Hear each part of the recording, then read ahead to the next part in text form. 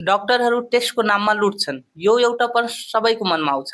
बिरामी भएर अस्पताल जानु हो कि? यदि ठुलो अस्पताल छ भने यही शंका बढ्दै जान्छ कि अब डाक्टरले थुप्रै टेस्ट लेखिदिन्छन् अनि पैसा लुट्छन्। यसको पछाडि के कति सच्चाइ छ र के टेस्टको आवश्यकता नै हुन्छ, यसको कुरा गरौँला। साथै तपाईले दुईवटा सामान्य कुराहरू ध्यान दिएर टेस्टको संख्या घटाउन सक्नुहुन्छ, त्यसको कुरा पनि गरौँला। पहिला त यो जान्न जरुरी छ कि डाक्टर कुनै भगवान हैनन् कि तपाईले के भएको छ भनेर हामीले सुन्ने बित्तिकै थाहा पाइहाल्छौँ।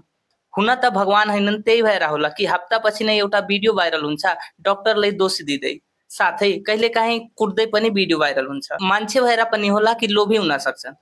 त्यही भएर सबै डाक्टरले लुट्छन् वा कसैले पनि लुट्दैनन् भनेर भन्न पनि सकिन्न। अब प्रश्न आउँछ कि हामीले किन लाग्छ कि एउटा डाक्टरले लुटिराख्छन्? यो एउटा उदाहरणबाट बुझौँ। मानौँ कि तपाईँ वा कसैलाई ज्वरो भयो भने 10 रुपियाँको प्यारासिटामोल खाई ज्वरोलाई कम गर्न सक्नुहुन्छ अनि तपाईलाई लाग्छ कि मेरो ज्वरो निको भइसक्यो। तर ज्वरो आफैमा कुनै रोग होइन, यो रोगको लक्षण मात्रै हो। सामान्य भाषामा भन्ने हो भने यो ज्वरो पछाडि कारणहरू थुप्रै हुन सक्छन्। पहिलो, ब्याक्टेरियाको मानौँ भने टाइफोइड, न्युमोनिया जस्ता रोग हुन सक्छ। दोस्रो, भाइरसले गर्दा मानौँ भने कोभिड-19 अनि डेङ्गु जस्ता रोग हुन सक्छ।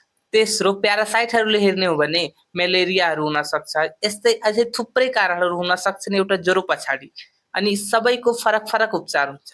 टाइफाइडको बिरामीलाई हामीले डेङ्गुको उपचार दिएर हुन्न।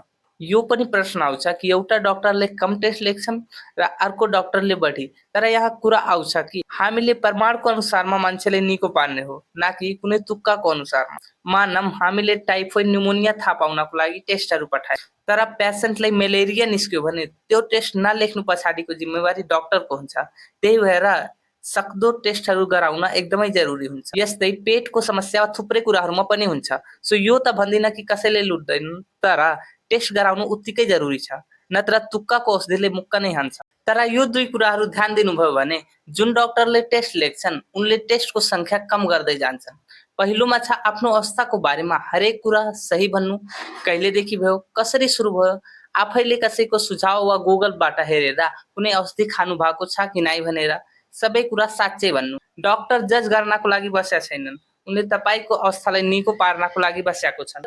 दोस्रोमा, डाक्टरले दोस्रो चोटि बोलाएको केसहरूमा डाक्टरले दिएको औषधिको पूरा डोज खाएर मात्रै छोड्नु पर्यो, स्पेशली एन्टिबायोटिकहरूको केसहरूमा, जसको डोजहरू छुटाएर वा पूरा औषधि नखाएर रेजिस्ट्यान्स हुँदै गएको अवस्था एकदमै बढी छ। टेस्टकै आवश्यकताहरू किन पनि छ भन्दाखेरि कतिपय रोगहरू सुरुमा लक्षण नै देखाउँदैनन् अनि एउटा डाक्टरको कर्तव्य त्यो पनि हो कि हामीले थाहा पाउनु पर्यो कि यो रोग पनि हुन सक्छ कि नै भनेर। होप यो भिडियोले टेस्ट प्रतिको विचार फरक पारेको होला। कमेन्ट गर्नुहोला तपाईले कुन रोगको बारेमा डिटेलमा भिडियो चाहियो अनि तपाईलाई कुन बेला र कहाँ यस्तो लुट्या छन् भनेर शंका लागेको छ त्यो पनि कमेन्ट गर्नुहोला।